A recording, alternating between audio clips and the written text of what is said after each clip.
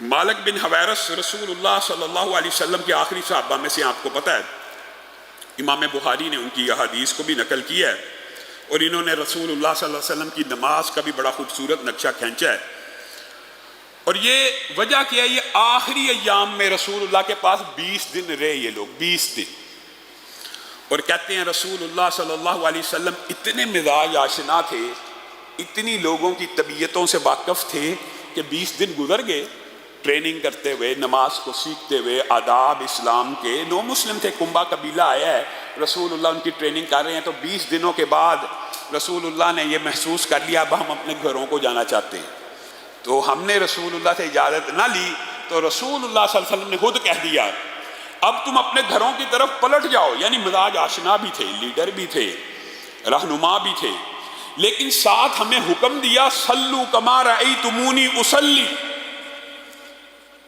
مالک بن Huwayrith کہتے ہیں ہمیں حکم دیا نماز اب تم نے ایسے پڑھنی ہے جیسے مجھے پڑھتے ہوئے دیکھا ہے۔ اور مالک ابن حویرث کی وہ متعدد حدیث ہے کہ رسول اللہ نماز کیسے پڑھتے تھے، وہ ایک الگ موضوع ہے، لیکن حکم کیا دے رہے ہیں، نماز کیسے پڑھنی ہے جیسے مجھے پڑھتے ہوئے دیکھا۔ اور دیکھنے میں جتنے اعمال ہیں وہ بھی شامل ہیں، اور جو ادراک اور شعور اور فہم ہے وہ ہر چیز اس بات میں شامل ہے کہ جیسے مجھے نماز پڑھتے ہوئے دیکھا ویسے پڑھنا۔ اور ساتھ میں ایک حکم اور دیا جو نماز باجماعت کی فرضیت کے اوپر دلیل ہے، جب بھی نماز کا ٹائم ہو تم میں سے ایک شخص اذان کہے، اقامت پڑھ کے اپنے اندر سے جو سب سے بزرگ ہے، بڑا آدمی ہے، اس کی امامت میں نماز کو قائم کرنا۔ یہ نہیں کہا اپنے گھروں کو لوٹ جاؤ اور جس طرح مجھے نماز پڑھتے ہوئے دیکھا ویسے اپنی اپنی پڑھ لو۔ اگر یہ کہہ دیتے تو اجازت مل جاتی، بلکہ کیا کہا جیسے مجھے نماز پڑھتے ہوئے دیکھا پڑھنی ویسے ہے، لیکن جب بھی اذان کا وقت ہو ایک امام آئے وہ تمہیں نماز پڑھائے۔ ہاں دیگر روایات کے اندر امام کی دیگر صفات بھی شامل ہے، بزرگی بھی ایک وجہ امامت کی۔ دیگر روایات کے اندر تو باضابطہ طور پہ رسول اللہ نے یہ بھی کہہ دیا جب اذان ہو اقامت ہو جائے تو تم میں سے جو سب سے بڑا حافظ ہے، یعنی جو قرآن کا عالم ہے، مراد جس کے پاس علم دین ہے، وہ پڑھائے۔ ہاں قرآن کی البتہ یہ فضیلت ہے، اگر کسی بچے کو بھی کسی عالم دین سے زیادہ یاد ہے اس کو نماز باجماعت کی امامت کا حق حاصل ہے، وہ پڑھا سکتا ہے، جائز ہے۔ یہ ایک الگ فقہی مباحث ہے، لیکن یہاں پہ مالک بن حویرث کہتے ہیں کہ رسول اللہ نے ہمیں اپنے جیسی نماز پڑھنے کے حکم کے ساتھ نماز باجماعت کا حکم دیا، حتیٰ کہ مالک بن حویرث کی یہ حدیث بھی موجود ہے کہ 2 اشخاص رسول اللہ صلی اللہ علیہ وسلم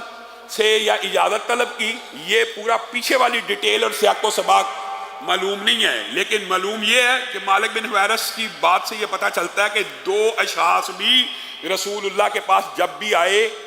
تو رسول اللہ نے ان کو جاتے ہوئے یہ کہا، 2 کو بھی، 3 کی بات نہیں ہو رہی، 2 کو کہ جب بھی نماز کا وقت ہو تم میں سے ایک امام بن جائے اور ایک مقتدی بن جائے۔ اور آپ رسول اللہ کی وہ حدیث کو فراموش کر گئے کہ ایک شخص آیا اکیلے تنہا نماز پڑھنے لگا تو رسول اللہ نے کہا کون اپنے بھائی پہ صدقہ کرے اور نماز باجماعت میں اس کو شامل کرے۔ نماز باجماعت اتنا اہم فریضہ ہے کہ مالک بن حویرث 20 دن رہ رہے ہیں، رسول اللہ جاتے وقت ان کو حکم دے رہے ہیں کہ آپ نے باجماعت نماز کو ادا کرنا ہے۔ ہمارے ہاں معاشرے میں غلط العام ہے، مسجد میں ایک جماعت ہو گئی ہے، دوسری کو جماعت کرانے لگا، بھائی یہاں تو پہلے ہو گئی ہے، اور بھائی بندہ مومن اور مسلم کے اوپر ہے ہی نماز باجماعت فرض، 1 کیا 2 کیا 10 جماعتیں بھی ہوں تو کسی شخص کی آمد کے اوپر آپ کو اور مجھے اس کے اوپر صدقہ کر کے اس کے ساتھ نفل کی نیت کر کے بھی نماز باجماعت اس کی بھی، تاکہ نماز باجماعت ادا ہو جائے۔ یہ رسول اللہ آپ کو اور مجھے تربیت اور ٹریننگ دے رہے ہیں کہ انفرادی وہ بھی نہ پڑھے، اگرچہ نماز باجماعت کی نیت سے آیا اجر و ثواب تو پا لیا۔ یہ شرعی عذر ہے کہ نماز باجماعت کی، یہ شرعی عذر کے حوالے سے انشاءاللہ آپ کو بتائیں گے کہ کون سے شرعی عذر ہے۔ انسان نماز باجماعت کی نیت سے گھر سے نکل پڑا، وہ ساری فضیلتیں بھی اور اس کی ادائیگی بھی ہوگی، کسی وجہ سے تاخیر ہو گئی ہے، سفر کی وجہ سے، راستے کی بلاکنگ کی وجہ سے، کسی مسئلے، اب وہ نماز باجماعت ہو گئی ہے تو اس کے اوپر آپ میں سے کسی نے صدقہ کرتے ہوئے اس کو بھی نماز باجماعت پڑھانی ہے۔ اگرچہ اس کو وہ اجر و ثواب اس کی نیت کی وجہ سے مل گیا ہے، لیکن آپ نے اس کے اوپر بھی صدقہ کرنا